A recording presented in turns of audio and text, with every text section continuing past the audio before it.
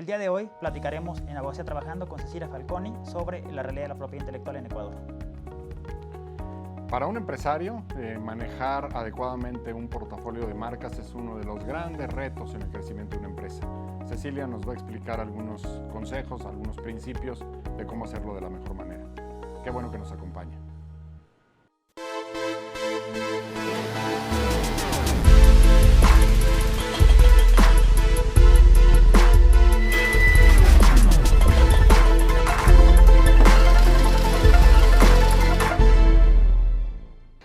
Cecilia Falconi es socio director de Falconi Puig Abogados, firma ecuatoriana. Tiene más de 25 años de experiencia en la materia y la firma cumple 50 años este año. Es presidenta de la Comisión de Propiedad Intelectual de la Cámara de Comercio Internacional, capítulo Ecuador, presidenta de la Comisión de Antipiratería de ACIPI, está rankeada en Chambers & Partners, expositora en diversos foros de la materia y tiene diversas publicaciones en revistas internacionales. ¿Cómo están? Muchas gracias por acompañarnos en Abogacía Trabajando, hablando con propiedad intelectual. Hoy, pues la realidad es que estamos de fiesta, tenemos a una invitada, una querida colega, conocida y reconocida en toda la región latinoamericana, Cecilia Falconi. Querida Cecilia, muchísimas gracias por acompañarnos. No, muchas gracias, Mauricio, es un placer estar acá. Gracias, Arturo, también por esta invitación. Siempre un honor colaborar con la barra mexicana del Colegio de Abogados. Bueno, pues al contrario, muchísimas gracias. Estoy acá con mi querido colega Arturo Ishbak, de la Comisión de Propiedad Intelectual de nuestra querida barra, de nuestro colegio. Y pues el tema que hoy nos trae acá a platicar con Cecilia, aprovechando la coyuntura de esta feliz oportunidad de tenerla en México, pues es un tema que la realidad es que le preocupa, le interesa, le apura a absolutamente todos los empresarios que tienen algún tipo de vocación internacional. Que antes, cuando empezábamos en estos temas, querida Cecilia, pues decíamos, bueno, pues vamos a ver si en el futuro planeamos una estrategia para estar en algunos mercados del extranjero y veíamos cuáles eran los países que teníamos cerca y cuáles eran los planes posibles de exportación en algún momento, y entonces planeábamos un poco, digamos, cómo le íbamos a hacer para que esa protección se pudiera ir extendiendo a otros países, y de pronto llegó Amazon y cambió la historia porque en unos cuantos días es posible que una marca que aparece en este tipo de plataformas electrónicas, no es la única, pero bueno, digamos que así lo podemos ilustrar mejor, de pronto pues irrumpe y pone este aparador en la vitrina del mundo y nuestra marca está visible en lugares insospechados y nos ganan, digamos, los planes comerciales y los hechos comerciales le ganan a cualquier estrategia legal, y tenemos que reaccionar muy rápido y empezar a proteger cosas donde no teníamos pensado, porque hoy una pyme, pues a través de estos mecanismos puede estar en todos los rincones del mundo de manera relativamente rápida, y entonces hay que estar al tanto de los instrumentos internacionales, hay que estar al tanto de todos los elementos, digamos, que tenemos a la mano, ¿no? Y eso pues implica la creación de un portafolio, la creación de una serie de estrategias, una serie de parámetros, de decisiones que los empresarios tienen que tomar, porque lo que sabemos bien, aquí los tres, es que cuando una empresa no cuida estos temas, de pronto, si se encuentra con que su marca ya fue registrada por alguien más en otro territorio, pues posiblemente los planes de expansión hacia ese mercado se van a ver obstaculizados. Probablemente va a ser necesario o comprar la marca en una cantidad alta, o posiblemente tener que cambiar de marca para ese mercado porque hay la posibilidad de incurrir en una infracción, etcétera, ¿no? Entonces, todas estas, digamos, disyuntivas, pues siempre plantean la necesidad de planear, la necesidad de desarrollar estrategias, la necesidad de usar pues todos los instrumentos que tenemos a la mano.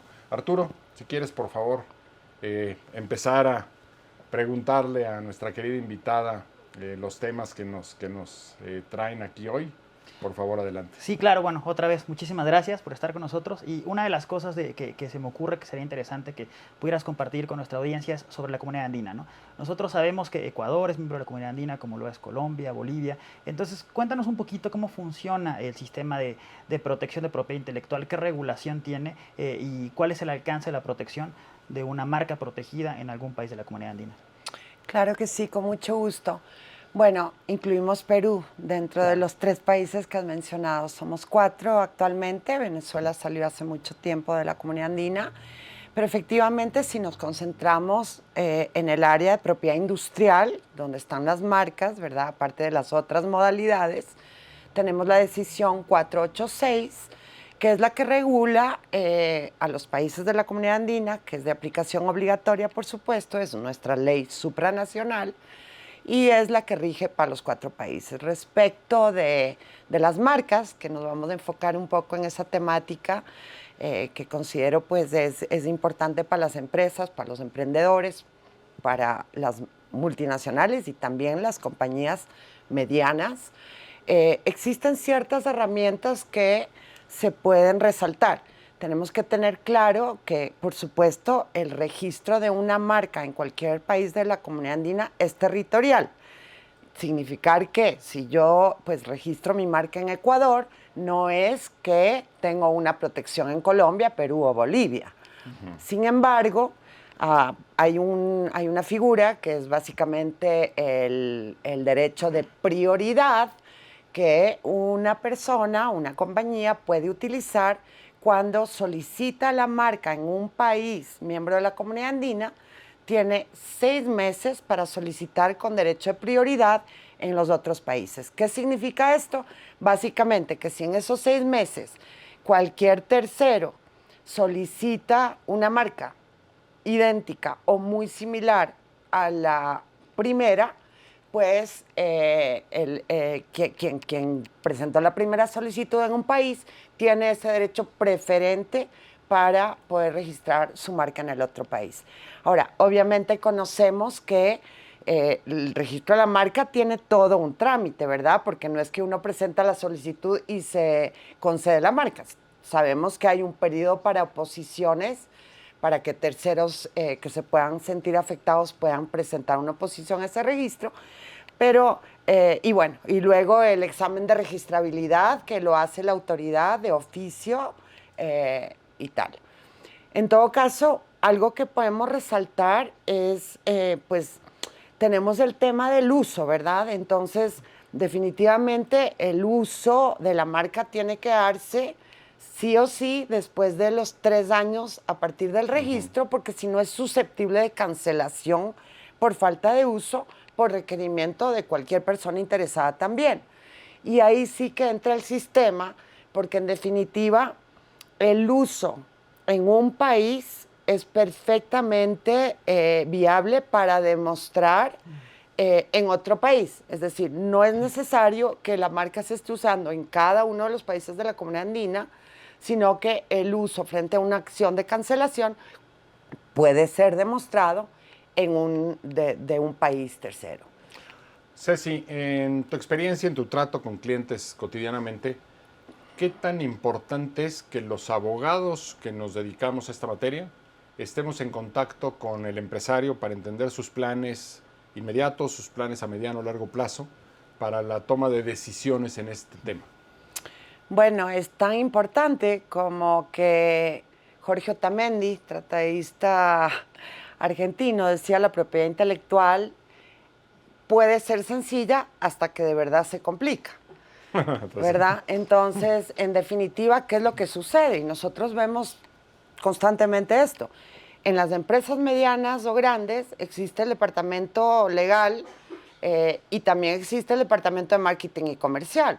Muchas veces vemos que el departamento de marketing y comercial da el paso de lanzar un producto, un servicio al mercado, sin que el departamento legal o sin que la empresa que no tenga ese departamento legal al interior haya consultado con los expertos. Y es que en definitiva, por supuesto que se debe considerar toda la estrategia, porque en definitiva, no solo mirar el momento oportuno de solicitar la marca para protección, para que cuando se lance el producto o servicio al mercado pueda ya estar registrada, sino qué más debo hacer para poder brindar una seguridad a estos activos intangibles que llegan a ser, pues, quizá los más valiosos de una operación, ¿verdad? Entonces, sí, por supuesto, las estrategias son muy importantes para efectos de expansión, más aún porque en definitiva, nuevamente, aparte del sistema de la Unión Europea que tiene la marca comunitaria, en el resto del mundo es país por país la protección de la marca y el tratamiento que se da para su seguridad. Y por supuesto el ejercicio de los derechos. Entonces sí hay aspectos muy especiales, porque además puede ser que una empresa piense en una marca que en definitiva en un determinado país pueda tener una connotación que incluso pueda ser contrario a la moral. Y entonces, ¿qué hago en ese territorio específico para poder de verdad proyectar mi negocio sin tener un impacto comercial muy fuerte? Es súper importante lo que mencionas y justamente, bueno, en mi experiencia como abogado in-house nos pasa mucho eso, ¿no? Nosotros tenemos un departamento legal y un departamento de mercadotecnia, ¿no? Entonces, a veces, como dices, lanzan el producto y le avisan a legal cuando el producto está fuera, ¿no? Y bueno, podemos tener demasiadas cuestiones contenciosas y demás, ¿no? Entonces, ¿cuál sería la recomendación que tú le harías a los empresarios, a los emprendedores, al momento de generar o de crear un signo distintivo? Tiempo de anticipación para un registro, algún momento o algún protocolo que ustedes sigan dentro de la firma para poder evitar que esto suceda? Bueno, conocemos definitivamente que la búsqueda de antecedentes de aquellos signos distintivos que puedan ya estar registrados es fundamental, porque en definitiva si no estarías solicitando una marca como tapado los ojos. Claro. Pero en definitiva ese análisis te conduce también a lo que acabo de decir respecto de eventualmente incluso términos genéricos o descriptivos que no son apropiables y que pueda contener una marca compuesta, por ejemplo.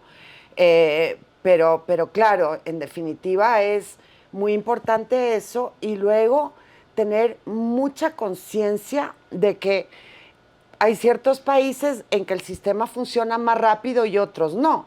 Pero si yo voy a hacer un lanzamiento de un producto a nivel de la comunidad andina, yo quiero, por supuesto, asesorar a mi cliente y decirle, mira, tú en Ecuador y Perú puedes tener más o menos estos tiempos. Cuidado que de pronto Bolivia se demora un poco más y Colombia, bueno, está en la misma línea de Indecopi de Perú. Entonces los tiempos son muy importantes. Y luego el tema de la vigilancia. O sea, una vez que se registra la marca, es muy importante tener un sistema de vigilancia como lo tenemos pues con Mauricio en nuestras firmas respectivamente. Y el sistema de vigilancia es tan importante como que ahí realmente uno empieza a ejercer los derechos que le otorga la marca, defenderla frente a unas intenciones de registro de marcas similares o idénticas que puedan afectar la propia. Y pues eso tal vez en estrategias es fundamental porque también nos lleva eventualmente a un tema de uso no autorizado o de infracciones que realmente cuando se ejercen los derechos respecto de la observancia que se tiene que tener en un territorio y en varios. Es por eso que hay compañías que hacen vigilancia de marcas a nivel mundial, pero nuestra responsabilidad como abogados y asesores de nuestros clientes en el derecho de propiedad industrial, por supuesto que es vigilar los territorios que se puedan afectar, que puedan afectar a ese derecho. Nosotros como firma vigilamos, por supuesto, Ecuador, pero también los países de la comunidad andina. Y por supuesto que los mantenemos recontra informados, porque en definitiva tienes un periodo específico para presentar una oposición o procurar evitar que esa marca que se está solicitando pueda registrarse sin que la autoridad en el examen oficial la pueda detectar.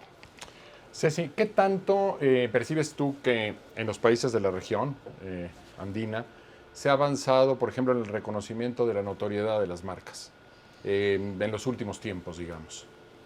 Sí, es interesante esta pregunta porque dentro del sistema de la comunidad andina nosotros tenemos el Tribunal de Justicia de la Comunidad Andina y cuando llegamos a una última instancia administrativa y en el caso de Ecuador hasta la judicial, es obligatorio requerir la interpretación prejudicial al Tribunal de Justicia de la Comunidad Andina.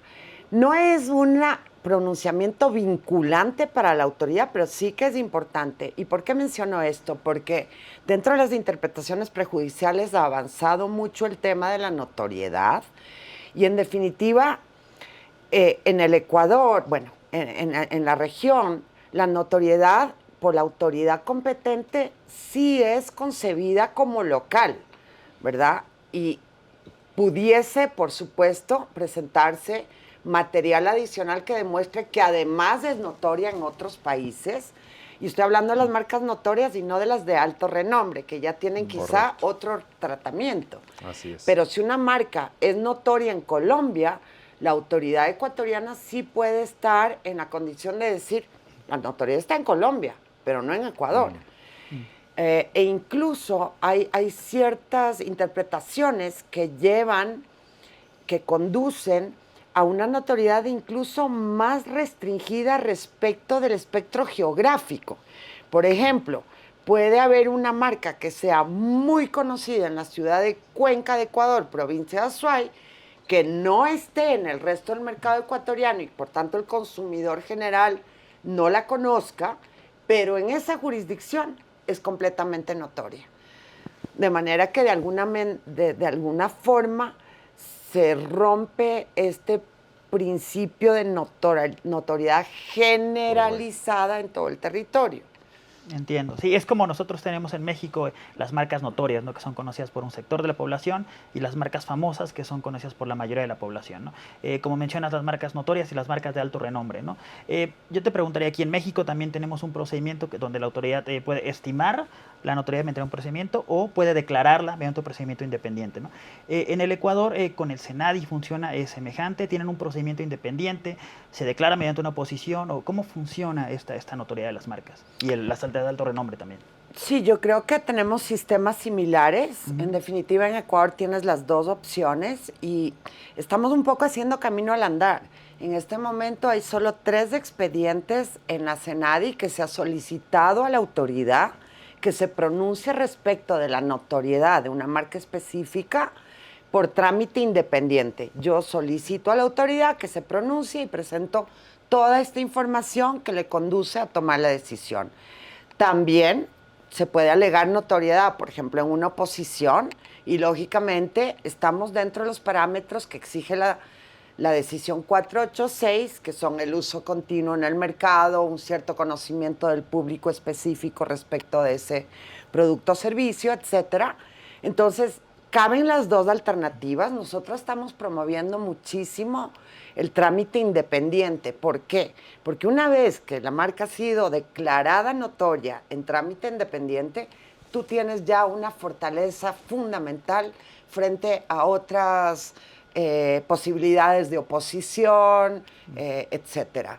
Y lógicamente también dentro de un trámite de oposición, si la alegas, pues demuestras la notoriedad, esa resolución va a tener una fuerza de precedente que la autoridad va a considerar, pero sí que hemos analizado el tema y estamos muy en la línea del trámite independiente, que es una declaratoria general.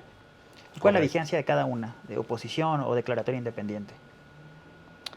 La vigencia, a ver, ahí... Mientras se mantenga la notoriedad.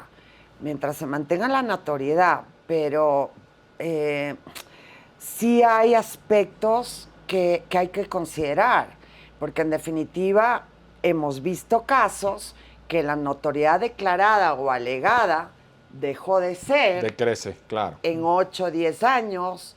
Entonces, de pronto ahí sí es fundamental requerir nuevamente un pronunciamiento para mantener ese pronunciamiento de alguna manera vigente en el tiempo. Ceci, ¿qué tanto sientes tú en el trato cotidiano con los clientes en tu región que hay una mayor conciencia de los temas de propiedad intelectual respecto de hace 10, respecto de hace 20 años? ¿Cuánto más se han involucrado? ¿Qué tanta labor de convencimiento hay que hacer para traerlos a hacer uso del sistema? ¿O hay un cambio, digamos, generacional en la percepción del empresario en Ecuador? Sí, definitivamente hay mucha más conciencia. Te puedo decir que nosotros, bueno, a pesar de que cumplimos 50 años este año de fundación, Hace 30 años instauramos el Departamento de Propiedad Intelectual y en esa época Falconi Puy Abogados fue quien educó al empresario ecuatoriano. El empresario ecuatoriano no conocía sobre la importancia de proteger su propiedad intelectual, su propiedad industrial. Ahora se ve mucha conciencia, los empresarios quieren estar en el lado seguro, quieren tener protección y justamente por el factor que mencionaste en la introducción de este programa, de todos, pues Amazon, Mercado Libre, que llega a nuestros países, que tu marca está expuesta ya, pues, sin fronteras, por decirlo así. Entonces, también, pues, es muy importante. Vemos también que los emprendedores empiezan a tener mucha conciencia de esto y está bien. Recién hubo un programa con ASIPI e INTA para emprendedores en Ecuador y un cliente actual de la firma que ha sacado pues, un producto de chocolate muy innovador porque incluso tiene una forma tridimensional interesante, presentó su solicitud ante Senadi asesorada por los propios funcionarios. Y no quiero desmerecerlos, más bien mucho respeto. Pero en realidad uno debe conocer la propiedad industrial. ¿Qué es lo que sucedió? Llenó su formulario, presentó su solicitud y resulta que estaba mal concebida la clase internacional, mal concebidos los productos específicos que debían estar en la clase 30, etcétera. Entonces, lo único que le sucedió a este empresario es que perdió el tiempo. De manera que es muy importante el acompañamiento de expertos en la materia. Es así. Totalmente. Claro, y bueno, esa tenemos la perspectiva del empresario, ¿no? Que bueno, tiene más conciencia sobre la importancia de la propiedad intelectual.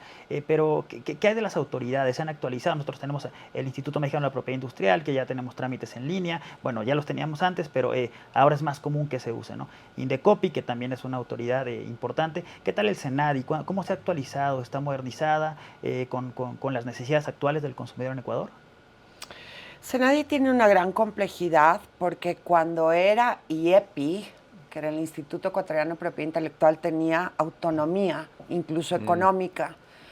Cuando se reforma, se cambia el nombre, que somos expertos para cambiar el nombre, pero no el fondo de los Eso temas. Eso me suena conocido. ¿Verdad? Se adscribe la institución a CENESID, pierde la independencia económica, pierde presupuesto. De manera que efectivamente tenemos un sistema electrónico donde uno puede presentar la solicitud en línea y de hecho es obligatorio hacerlo porque el sistema te genera incluso el pago de la tasa, el número de pago de la tasa oficial para iniciar el trámite. Pero ¿qué es lo que sucede? Llega a la plataforma de Senadi y Senadi tiene que imprimir los documentos para ponerlos en el archivo físico. Entonces, nosotros no hemos llegado realmente a una eficiencia tecnológica que permita a los funcionarios públicos tener mayor apoyo de la tecnología para poder hacer su trabajo. Es complejo. La Senadi está dirigida actualmente por una excelente abogada con mucha experiencia en propiedad intelectual, quien fue incluso una gran pues persona profesional dentro del Tribunal de Justicia de la Comunidad Andina, la doctora Sujei Torres. Está yendo por muy buen rumbo. El tema es que falta presupuesto y cuando falta presupuesto no puedes modernizar, no puedes continuar capacitando a los funcionarios y hay ese gap en este momento. Aspiramos que en estos próximos años pueda la Senadi ya llegar a otros niveles para pues tener mayor eficiencia definitivamente.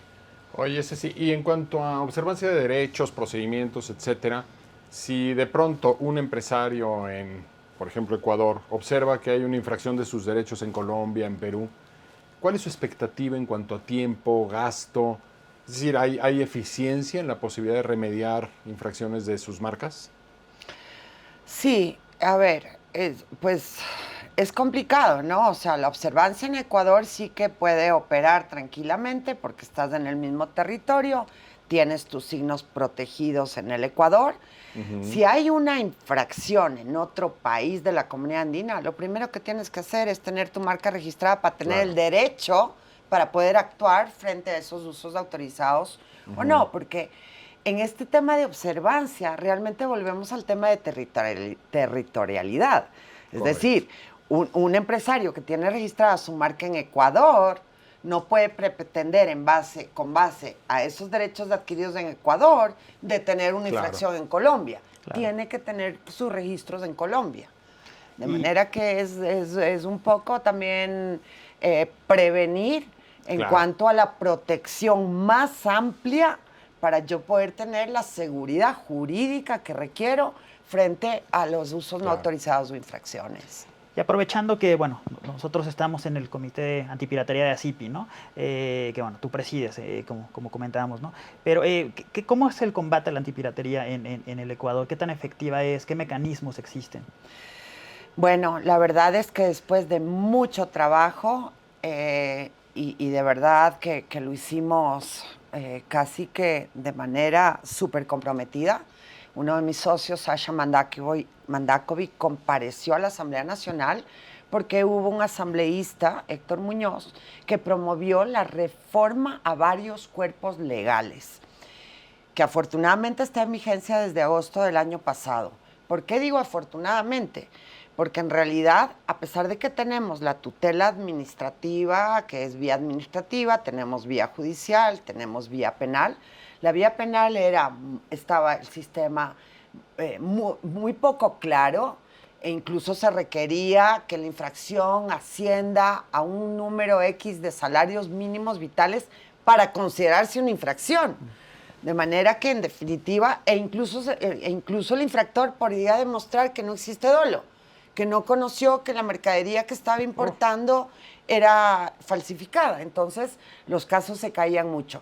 Ahora el sistema opera muy bien, tenemos medidas en frontera, tenemos todo lo que es actos urgentes a través de Fiscalía, Policía Nacional, y bueno, la opción de la vía administrativa y judicial también. Interesante.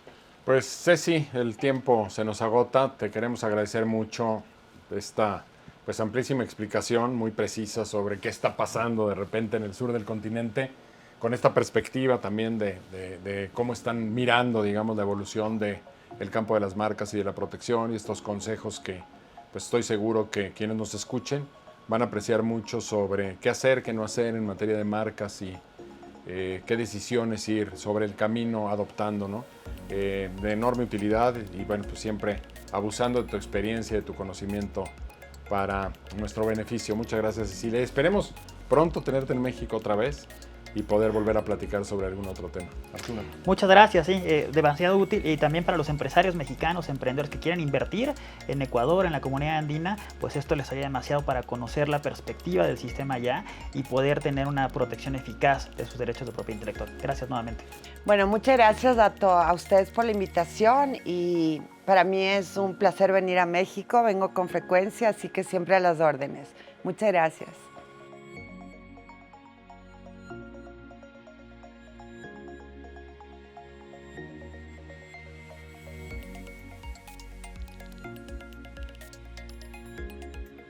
Como platicamos con Cecilia, la realidad de Ecuador es semejante a la realidad mexicana, y también fue muy importante para nosotros conocer el Pacto Andino y el alcance que tiene para todos los futuros empresarios y empresarios actuales que quieren hacer negocios en Ecuador. Muy útiles consejos los que Cecilia nos compartió. Esperemos que hayan sido de utilidad y que en todas las decisiones que tenemos que tomar como asesores, como empresarios, pues las podamos aprovechar. Muchas gracias.